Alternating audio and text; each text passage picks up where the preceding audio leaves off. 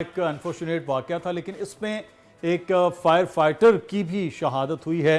तो ये भी बड़ा ज़रूरी है कि फायर फाइटर फुली इक्विप्ड हों और उसके बाद वो लोगों को बचा भी सकते हैं। एक तो बिल्डिंग्स में रास्ते नहीं हैं, वहाँ पर फायर सेफ्टी के लिए चीज़ें नहीं हैं, ये एक अलग मसला है। लेकिन दूसरी जानिब कैसे ये सेफ किया जा सकता है। हमारे साथ इस वक्त जो है वो फायरमैन भी मौजूद हैं साथ, और एजाज साहब भी मौजूद है जो हमें बताएंगे कि किस तरह से हो सकता है। सबसे बुनियादी चीज़, ऐसी कोई सिचुएशन हो तो खुद से क्या करना चाहिए जब तक फायर ब्रिगेड पहुंचती है, फायरमैन पहुंचते हैं? तो देखें, अगर फायर स्टार्ट हो गई है बिल्डिंग में तो आपको ये कम से कम मालूम होना चाहिए कि अगर एक मल्टी स्टोरी बिल्डिंग है तो वहाँ से निकलने के सेफ रूट्स क्या हैं। आप समझ रहे हैं मेरी बात?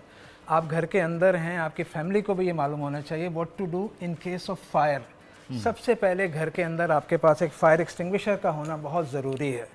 अगर एक आग स्टार्ट हुई है तो वो फ़ौरन धमाके के साथ पूरी बिल्डिंग में नहीं फैल जाएगी। It will take at least 3 to 5 minutes. सही 3 से 5 मिनट के अंदर अगर आप फायर को कंट्रोल कर सकते हैं, जल्दी से जाके फायर एक्सटिंग्विशर अगर आपके पास है तो आप उसको फ़ौरन किल कर दें। तो फिर ये इसका मतलब है हर घर में होना ये ज़रूरी है। ये बहुत ज़रूरी है। अगर आप कहते हैं तो मैं इसका एक डेमो कर देता हूँ। बिल्कुल, ये और ये लोगों को लगता है कि बहुत मुश्किल होता है उठाना, खोलना। देखें, लेफ्ट हैंड से मैंने इसे उठाया है, इसकी पिन लगी हुई है सेफ्टी के लिए, वो मैंने निकाल दी है। अगर आप एक फायर देखते हैं, इसी जगह पर एक फायर है जो कि पूरी बिल्डिंग को तबाह कर सकती है। Just take an action. पास एक वर्ड होता है, pull the pin, aim the nozzle at the base of fire, squeeze the lever and आप भी यहाँ हैं, मैं भी यहाँ हूँ। आग थी, आग इसने ख़त्म कर दी है। Now our building is safe.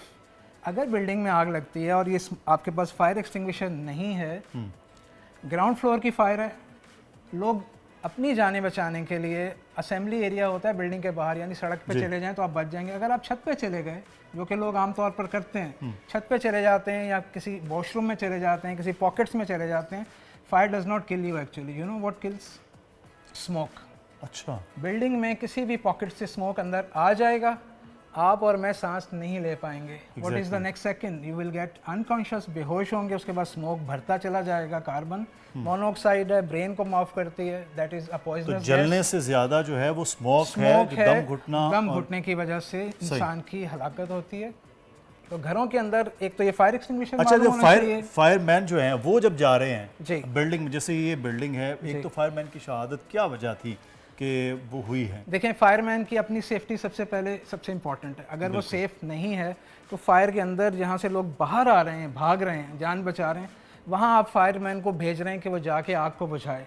तो हमारे साथ हारून गुल हैं, इनको हमने सेफ्टी गियर्स पहनाए हुए हैं। अच्छा। जिसमें फायर सूट है, टॉप टू टो इसकी सेफ्टी अगर इंटैक्ट होगी तो वो अंदर जाएगा। स्मोक होगा, जैसे मैंने कहा, स्मोक किल्स। और ये अगर जा रहा है ब्रीथिंग अपरेटस के बगैर तो ये सांस कैसे लेगा? Obviously.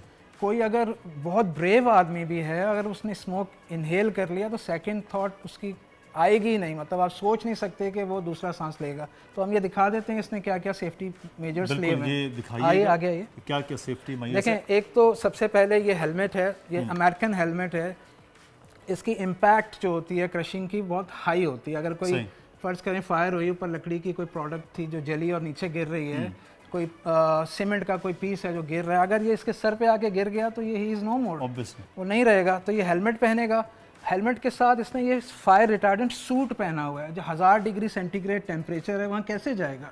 ओके, और ये सेफ रखता है, ये सेफ उसको रखता है। मगर उससे ज़्यादा इंपॉर्टेंट क्या मैंने आपको बताया? Smoke kills. इसको हम टर्न करते हैं। देखें, इसने एक मास्क पहना हुआ और ये सिलेंडर है जिसमें 1 आवर की एयर है। ओके, ये सिर्फ मास्क नहीं है, इसमें एयर है। और इसने ये मास्क पहना हुआ है। जब ये अंदर जाना चाहता है तो दो चीज़ें इसको अटैक करेंगी। One is smoke, other is heat.